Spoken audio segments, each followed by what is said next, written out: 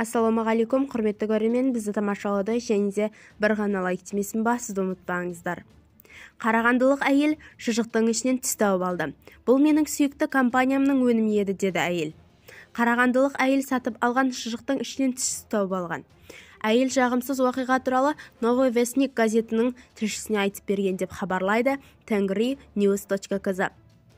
Бір күн бұрын сатып алған шұжықты таңғы асқа бутерброд жасайын деп ойладым. Бутербродты жеп жақындағанда арасынан бір түрлі үшкір зат бар екенін байқадым. Кейін егеу құйрықтың тісі екенін білдік.